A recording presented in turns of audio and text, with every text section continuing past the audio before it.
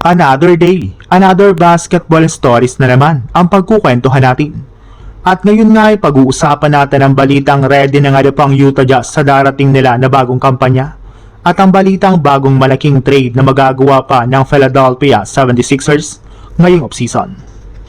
Matapos nga pang ilang taon ng rebuilding, malaking pagbabago ang maaaring makita sa lineup ng Jazz pagdating ng 2027 NBA season. At kung mananatili nga po sa Utah ang kanilang mga pangunahing batang talento at star players, posible nga tayong makakita ng isang lineup na mas competitive at mas handang lumaban sa West. Sa kasalukuyang core ng Utah, nariyan nga po sina Lauri Markkanen, Jaren Jackson Jr., Keyonte George, Ace Bailey at ang 2026 second overall pick na si Darren Peterson. Isa nga po sa mga pinakainabangang pangalan ay si Darren Peterson. Gayong bilang second overall pick, mataas nga po expectation sa kanya at inaasahang magiging malaking bahagi siya ng future ng kanilang kupunan. Samantala, nananatili naman nga pong pangunahing scoring option si Lauri Markkanen, habang si Jaren Jackson Jr. ang nagbibigay ng versatility at defensive presence sa kanilang frontcourt. Sa backcourt naman, maaaring magkaroon ng malaking role sina Keyonte George at Darren Peterson na parehong may kakayang gumawa ng opensa at mag-create ng sariling shots. Kung pagsasamahin ang kanilang mga talento, isang posibleng starting five para sa 2027 season ay sina Darren Peterson, Keyonte George, Ace Bailey, Lauri Markkanen at si Jaren Jackson Jr. Siyempre, projection pa lamang ito at marami pa nga pong maaaring mangyari bago dumating ang 2027 season. Maaaring magkaroon ng trades, free agent signings, player development o pagbabago sa rotation.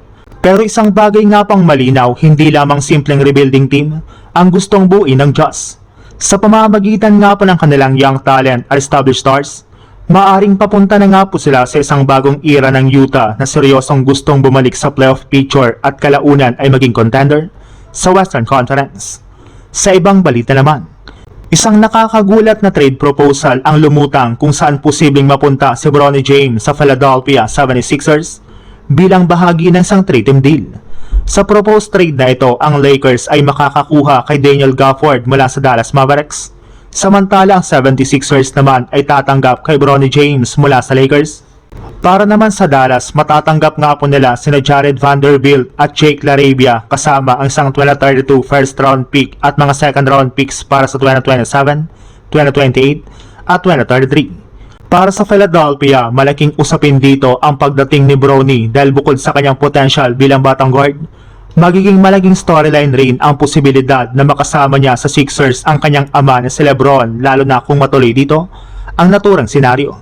Gayunpaman, mahalagang tandaan na trade proposal lamang ito at hindi pa isang official na trade. Wala ring garantiya na mangyayari talaga ang deal. Kung matutuloy ito, magiging interesting ang magiging papel ni Bronny sa Philadelphia 76ers. Gayong kakailanganin nga po niyang patunayan na kaya niyang magkaroon ng regular na kontribusyon at bumuo ng sariling pangalan sa loob ng NBA. Samantala, makukuha naman nga po ng Lakers si Daniel Gafford, isang athletic na big man na maaaring makatulong sa kanila pagdating sa frontcourt.